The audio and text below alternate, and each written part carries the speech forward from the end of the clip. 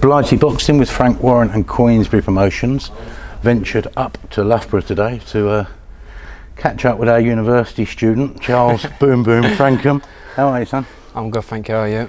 I'm good. Now tell me, are you the first in the family to go to university? I got an hard job to read and write, so I don't think I've been any good at university. Well, you're here though, aren't you? Me, I'm trying, but definitely no student. Now I was going to call you Charles Boom Boom then, but then I remembered have you changed that now? Well, Angel's given me a new name. Which is? El Gitano, Which means gypsy in Spanish, and Mexican and all, obviously all. Oh, are you going to have that? It's alright, isn't it? Does the job. So when you have your first fight with Frank, yeah, you're going to have Thomas Triber sort of saying, Charles, El Gitano, Frankham, yeah, you're going to do that instead of Boom Boom. See how it sounds. Mm. On the subject of names, I remember in press conferences and the build up to you and your first fight, and they were calling you Charlie. I've never really thought of you as a Charlie. I don't know. You're a Charles, aren't you? My real name is Charles, but Charlie, Charles, just whatever really. Don't really care. Okay. Right, Charles. I've been called a lot worse for now, put it that way. I'm sure you have. But we'll stick with Charles for now. You're one of Frank's most recent signings. Yeah. First of all, tell me how you feel now you've got the potential of getting going again soon. Yeah. Well, to be honest with you, I'm absolutely buzzing. Back in full swing training. And can't wait to get in there now and just put on a good show and get back into it. Just get a fight out of the way and then just keep cracking on. When you say like last July, I mean you're obviously a boxing fan, but you started seeing all Frank's shows and you saw all the youngsters out there being given a televised showcase. Every single show, there was 5 or 6 of them given a go, given a profile. Were you sitting there thinking, I need some of that? Yeah, well, obviously Eddie's a very busy guy as well, and obviously he never had the time and whatever, but for young fighters I think Frank is doing a very, very good job at the minute, and obviously getting them all out there, all on TV, getting them all great publicity and everything. And I just think at this moment in time, I think Frank's right for me. He's certainly over this period of time, he's prioritised the youngsters, hasn't he? Yeah, that's what he's done. He said like they need the work, you know, we don't want to lose them to the sport, so he's put them out there. And to be honest with you, he's got a lot of great fighters coming through now, and he's getting a lot of people coming over and signing with him because of that. A lot of great fighters coming over. So at what point did you start thinking I need to be a part of that? Obviously when I signed with Angel, it's been going on for a while now, to be honest with you. Obviously I was out with an injury, and then after that, like I was meant to box, then they wanted me to go over to Belarus. I remember seeing that on Twitter and I was thinking, what's going on there? Which was silly, to be honest with you. Never had no need to go to Belarus because there were shows on back in England. But we were going to go to Belarus to fight. There was never a problem with that, and I was staying in there, and I called up Angel. I said, I feel ill, and I promise you, I was laying in the bed and I'd come over really, really ill, and then he said, like, have an early night, wake up the next morning and see how you feel. Woke up the next morning and I felt worse, and obviously this when the coronavirus was like, he said go back, get a corona test. Went back home, got a corona test, come back negative. Then I said to him, I still want to box and whatever. He said, look, you've had like 4 or 5 days at the gym, just forget about it now. You got plenty of time anyway, come back and we'll get another fight. So that's what we've done, to be honest with you.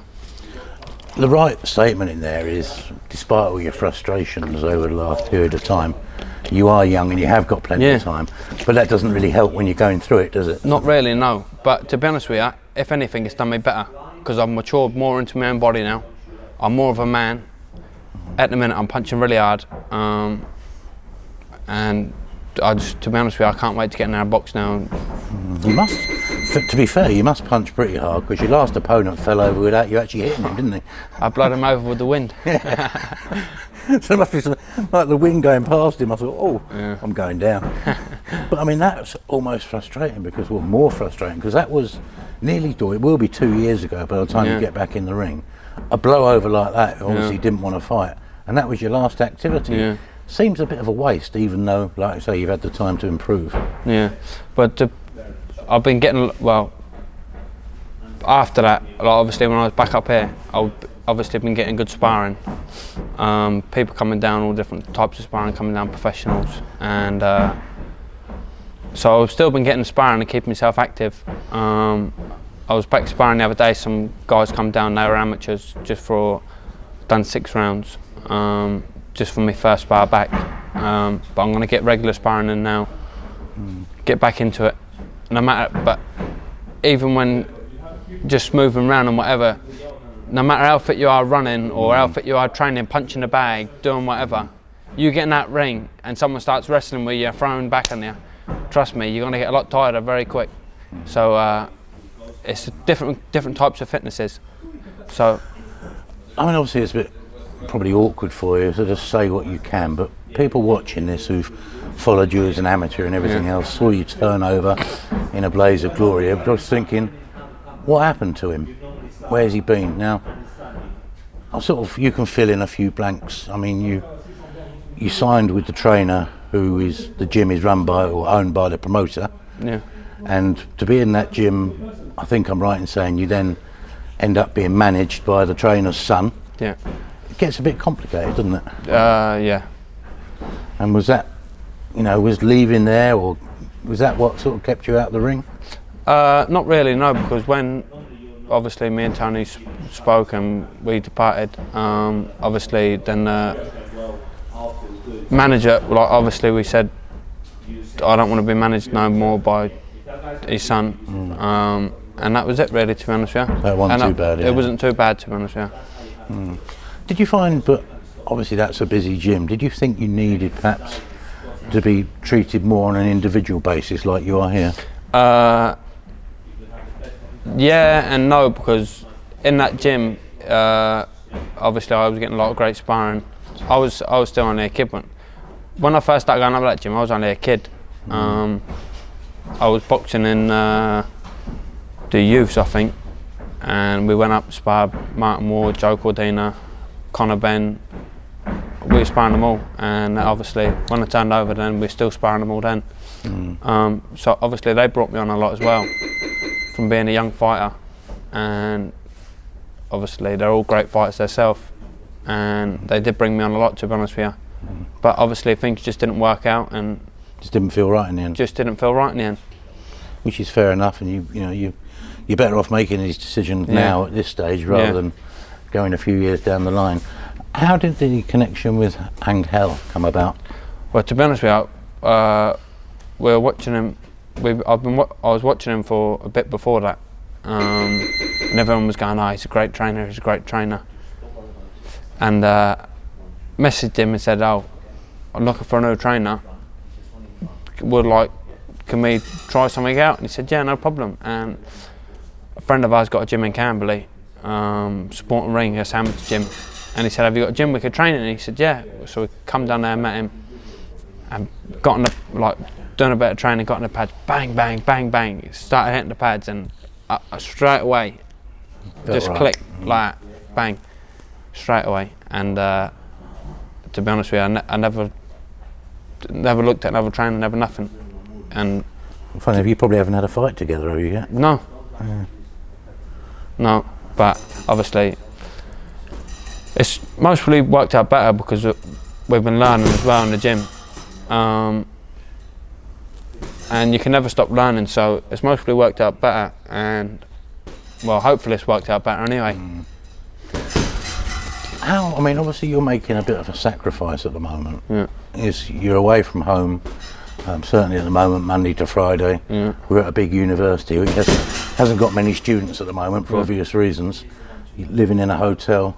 Must get tedious, boring. I mean, it's a big commitment, isn't it? It is, yeah. It's a very big commitment. Obviously, I never ever used to leave home. Obviously, I used to, when I was back home, if I want to stay with my mates for a night or maybe two, and that was it. Never ever stayed away from home. Always been at home, and obviously it is a big commitment. I'm up here away from everyone. Spend more time with Angel than I do with my own mum and dad. So. But how do you cope with that? I mean, there must be times when you're sitting in a room just bored out of your mind. There is, to be honest with you, yeah, there is. Obviously, after training, sometimes you're absolutely knackered. So you go back, you get a wash, you get in the bed and you go to sleep. And then that passes the time. But obviously, sometimes you are sat in the room and you got the telly on and you're flicking through every channel and there's nothing on the telly, and you're sat there and you're looking through your phone, there's nothing on your phone.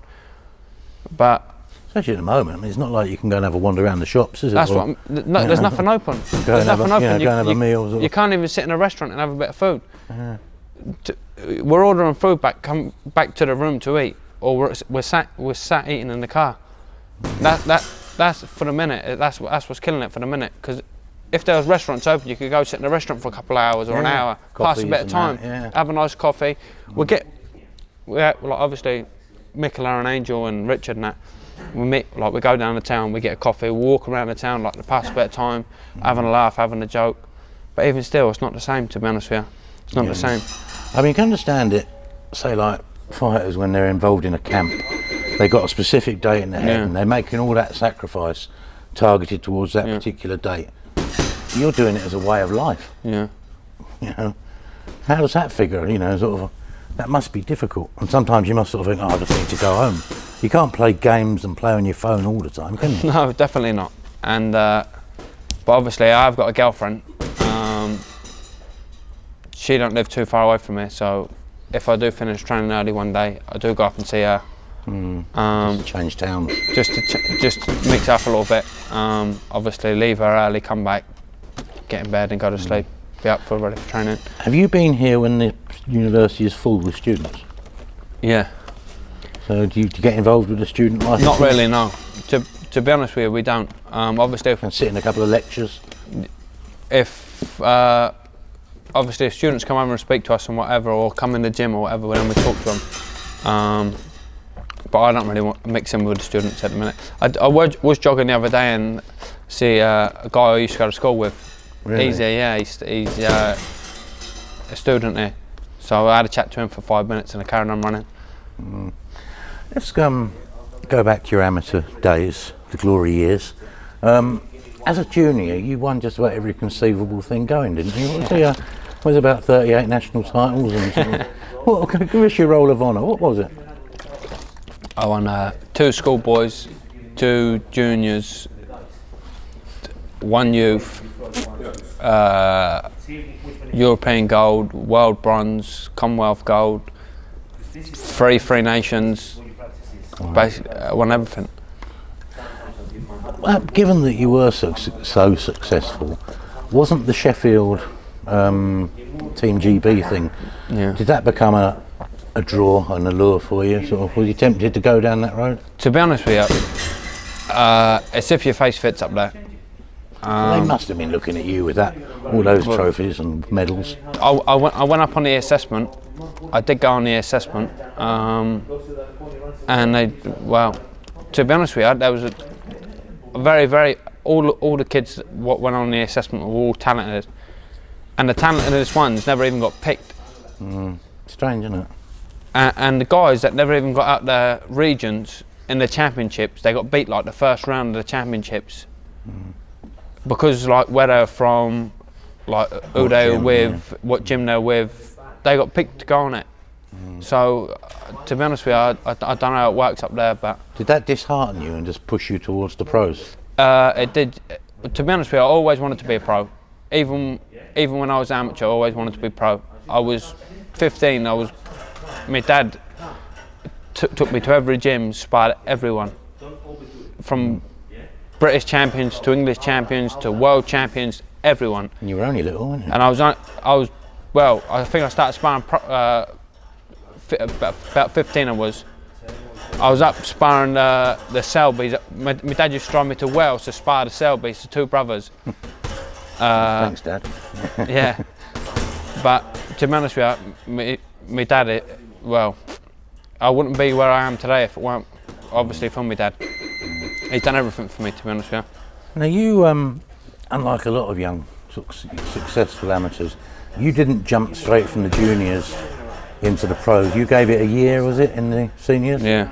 You had a go at it, didn't you? Yeah, I got beaten in the seniors. Yeah, well, you lost in the ABAs, didn't you? And the ABAs in the semi-final. Semi-final. But how much of a difference is there, and how much harder is it, and how much do you think other juniors will benefit from just having a year and seeing what it's like fighting people who are older than you? I think it's good, to be honest with you. To be honest, obviously, every time we look on the internet now, kids are turning over it everywhere. Yeah. But to be honest with you, I think some of them may turn over too early, some of them not, because some kids mature more than others. I was never a mature kid. I've only just started really getting hairs underneath my arms now. Never ever been matured. Even when I was like boxing in the ABAs and never or whatever, I never had no muscles really, no nothing. I was still like not puppy fat because I was on my weight, but like I was still only a baby really. Did you find it hard going into that seniors then? I never found it hard, no. Never ever found it hard because I've always been talented, to be honest with you. Even when I was boxing in the European Games, I was boxing over there. It's a different lifestyle, like in the Europeans and the World Championships. It's completely different. You go over there, you see kids. We were fat, like 14 years old. We go over to Russia. It was, I think, the first one, the World Championships. There's kids 14 years old. They walk around. They got beards out there. They're built unbelievable. And you look and you say to them like, "How old are you?" And they say, "I'm 14, just coming 15." And I promise you, you think they're 30-year-old guys. So even like guys your own weight, they can walk around. They got big beards, big hairy chesties. I never had a hair underneath my arm, and obviously I was still handling them. How many amateurs did you have? I had 70 odd. You didn't lose many, did you? I lost 6. That's a hell of a record, isn't it? Yeah. But so, I mean, really, you're quite an experienced boxer, really, aren't you? But given that you were obviously so good as an amateur, how was the transition to the pros? Did you find that tricky not to sort of hold on to some of the little amateur habits? Obviously, you still hold on to a few little habits and whatever, but even with the amateurs, I was always good on my feet, but I always had the pro sort of style, to be honest with you. But as soon as I started sparring with the pros, then you start picking up things like tricks and bits, and like when you're sparring them and they do a trick, they tap your hand, bang, or they would like pull your glove down or something. Then you pick it up, and then when you spar the next person, you do it, and then you think, that's what I got off him. And obviously, I've been sparring great professionals since I've been a kid. Obviously, we can't do an interview with you without mentioning the great man, Grandad. Yeah. How much of I know I'm Red, but you're very, very close to him. Yeah. How much of an influence, you talked about your dad, how much of an influence has Johnny been on you? He's been good right from the start. He obviously, he never took his boxing career seriously. Well, you boys these days all talk about living the life. Rumour has it he didn't. Yeah. He never lived a life. He loved a bet, loved a pint of beer. He liked to enjoy himself. But he done it all off natural talent. He was fighting 15 rounds, and there was another guy trying to help him. He said, "Come on, I get up every morning, take you for a run." He went and bought himself a bike, and a couple of mornings he got me granddad up. "Come on, you got to go running." Anyway, he started jogging and whatever. Finished the run, like done it a couple of times. Guy jumped up. My granddad cut his bike up. He said, "Someone's cut my bike up." He said, "Yeah." He said, you won't get me up early no more," he said, "to go running." But how silly was he? Because it could have been great if he would have trained British properly. Champion, wasn't Well, he'd done British champion off his own back, so and British champion back in them days. Well, it's funny though. I mean, does he encourage you to live a good life? And you probably look at him and go, "Well, you can talk." Yeah. No, but he says if you're going to do it properly. Don't do what I done. He obviously, it puts me like in the right. You can sort of say, do as I say, not as I did. Yeah. You think about, you think every boxer who you talk to is a traveller, and they all sort of say fighting's in the blood, boxing, my dad boxed, my granddad boxed, everything else. Do you think boxing is probably the national sport for travellers? Because, correct me if I'm wrong, I can't really think of any professional footballers and things like that. There has been a couple of professional footballers. I had a cousin play for Chelsea.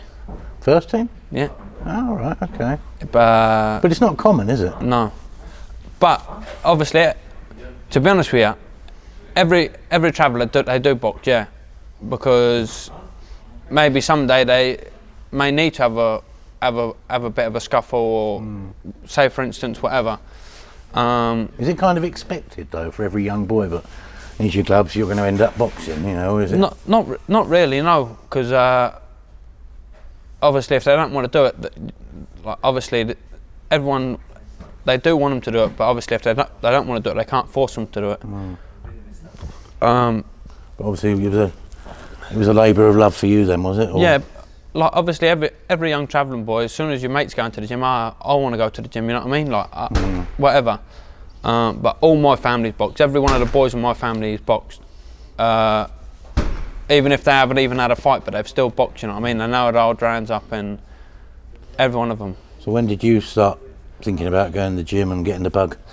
I was about 8 or 9, and well, my dad used to do a little bit at home and that whatever with us, and the gym, well, it was a stone throw away. When we used to live on the site, it was a stone throw away, just across the road. All we had to do was walk over a road, and it was there, the gym.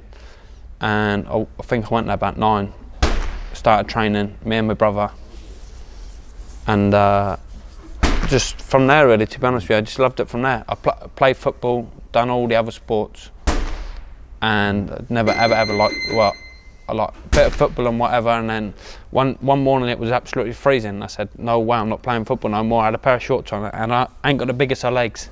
I said, no way, I'm not playing football no more. I said, take me home, Dad. And my brother carried on playing football, and he done a bit of boxing, he had a few fights, and then he had to pack him because he had health issues. So now let's bring it back up to date. Managed by Francis. Yeah. What have you been told as terms of when you're likely to be out and what the sort of immediate plan is for you?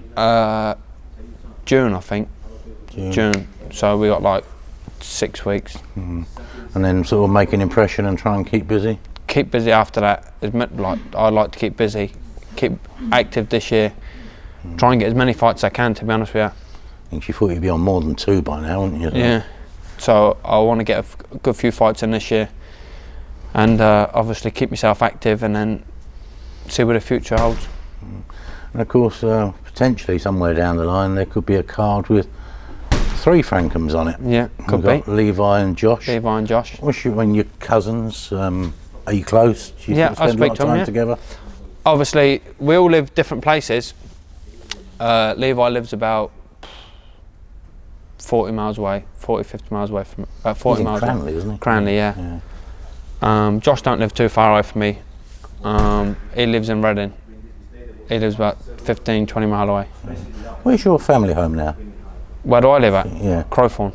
Crowthorne, that's it, I remember now. And my granddad only lives down the road. But I live in Crowthorne, so... So does Granddad ever come up here? He ain't been here yet, but he's a bad passenger, so I don't want to bring him here, to be honest with you, because it's 130 odd miles away, and Yeah. As Frank said the other week, he said he never promoted your old man. He's not, sorry, your granddad, he's not that old, but he said he does remember going to his fights when he was younger. Yeah, so, I did see it on the interview, yeah. There's a nice storyline developing here, isn't there? Sort of. Yeah, definitely. Anyway, mate, we're going to let you get on because I'm sure you want to go for a kip or something. And remarkably, for a quiet lad, you've talked for nearly 25 minutes. That's got to be your personal best, isn't it? I think it is, yeah. And get you warmed up, get you used to all this. So, Charles, great meeting you, talking to you, and best of luck for June when you get back on the road. Thank you very much.